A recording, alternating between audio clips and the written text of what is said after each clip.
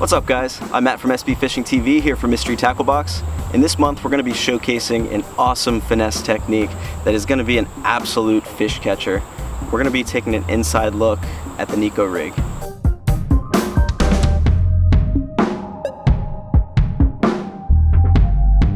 So the Neko rig is what I'd call a three-way hybrid between a drop shot, wacky rig, and a shaky head. And sometimes that subtle difference in action is what's going to get you bit when you're out on the water.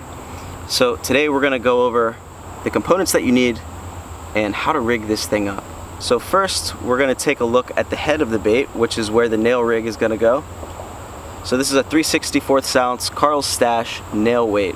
This is exclusive to Ketchco. This thing fits perfectly into the worm that I'm going to be using today, and that is the Razer Worm, also exclusive to Ketchco. It's their Pro Series worm.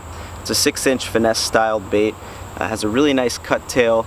And also something that you need to pay attention to when you're throwing a Neko rig is the size and flatness of the head, because you need that nail weight to slide perfectly up into there. And last but not least, we're going to be taking a look at the hook. This is a Katana Neko rig hook. It's a number 2. Also super sharp and sticky. Works perfectly with this worm and fishing this rig. So now let's get into how to rig this up properly and what rod you're going to be fishing it on. So the first thing I do when I'm setting up a Neko rig is I'm going to take the lead nail weight and slide it right into the head of that Razer Worm. As I said earlier, you're going to need a bait that has a nice flat head and enough space for the nail weight to go into. You know, this might be a little bit harder to throw on, say, a trick worm. You might just have to cut a bit off the top so it'll slide in and stay there. So you're just going to take your worm, your nail weight, you're going to slide it right into the center, straight down. Alright, so there we go. We got the lead nail weight stuck down into this Razer Worm. Next up, you're going to grab your number 2 Katana hook, and you're going to want to actually rig it not backwards, but so the hook point is sticking up. So when this bait is casted out, it's presented like this. So you're not going to want to rig it like a wacky rig through the center, because then your hook's going to be sideways. You want to rig it straight up through the worm.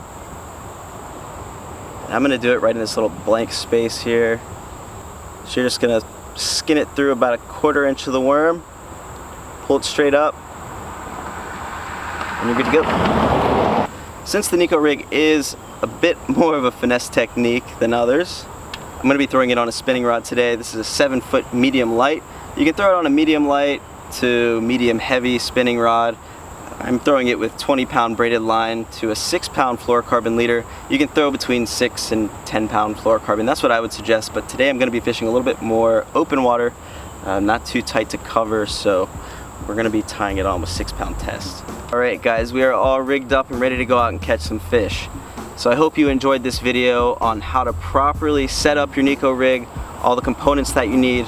Make sure you catch part 2 of this video. We're going to go out, I'm going to show you the action of the Neko rig, how to fish it, where to fish it, and hopefully we're going to catch some gigantic bass on this awesome finesse technique.